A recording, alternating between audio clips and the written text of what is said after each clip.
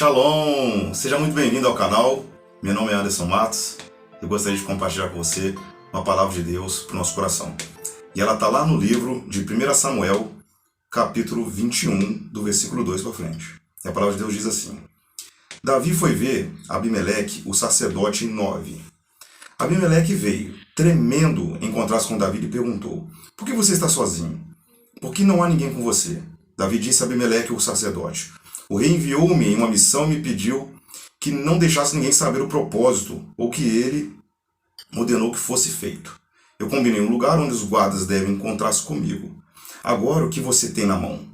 Dê-me 5 pães, ou o que quer que você tenha.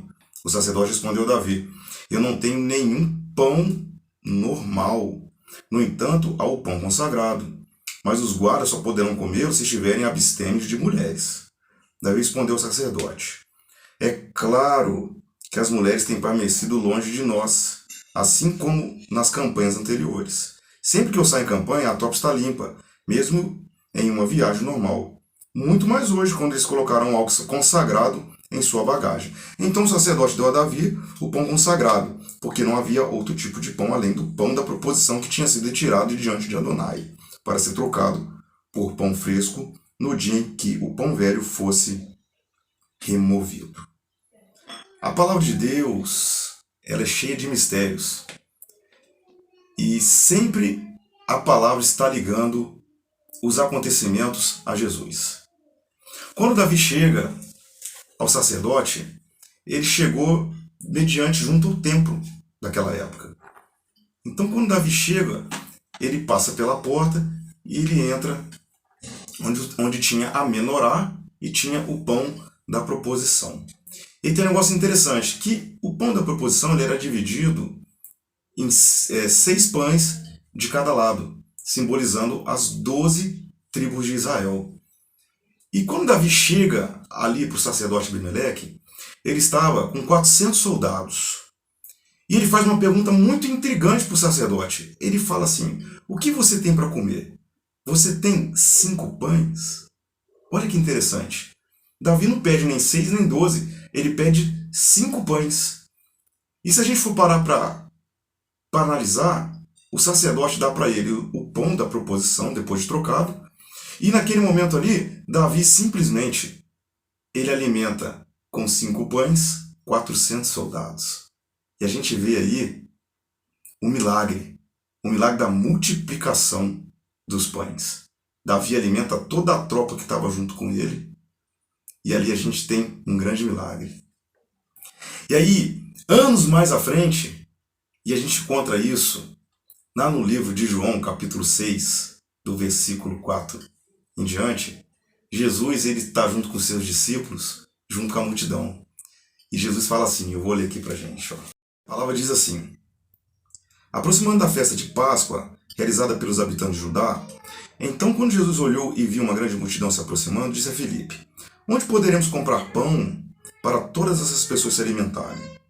Jesus disse isso para testar Filipe, porque Jesus sabia o que estava para fazer. Filipe respondeu: Nem metade do salário de um ano seria suficiente para comprar-lhes pão. Cada pessoa daria apenas uma mordida. Um dos discípulos, André, irmão de Pedro, disse: Há um jovem aqui, com 5 pães de cevada e 2 peixes. Mas o que isso representa para tanta gente? Jesus disse: Faça as pessoas se sentarem. Havia uma grama ali, por isso eles se sentaram. O número de homens era de 5.000. Então Jesus pegou os pães e, depois de dizer a bênção, os deu a quem estava sentado ali e fez o mesmo com os peixes, tanto quanto era necessário. Jesus, muitos anos depois, pega e faz como simbologia a mesma pergunta. E o que tem lá? 5 pães e 2 peixes. E naquele momento ali, Jesus faz a multiplicação daqueles pães e daqueles peixes, simbolizando para o povo de Israel que estava ali quem era maior do que Davi. Que quando Jesus multiplica, ele multiplica muito mais. Ele multiplica para mais de 5.000 pessoas. Isso contando só os homens. Faltavam as mulheres e as crianças. Jesus, ele é a multiplicação. Jesus é o Salvador, Ele é o Redentor. Eu não sei o que você passa na sua vida, mas pode ter certeza que Jesus, Ele é o multiplicador de bênção. Jesus, Ele quer derramar sobre sua vida misericórdia, amor e muitas bênçãos. Deixe Jesus entrar na sua vida e Ele vai multiplicar em você o amor dEle. Ele vai trazer para você a salvação.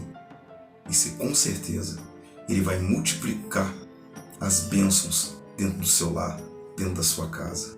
Deixe Jesus fazer morada. Ele é o grande multiplicador de vida. Ele é a vida. Ele é a salvação. Que Deus te abençoe, que Deus te guarde, que Deus esteja contigo todos os dias da sua vida. Jesus, Ele te ama. Um abraço, que Deus te abençoe.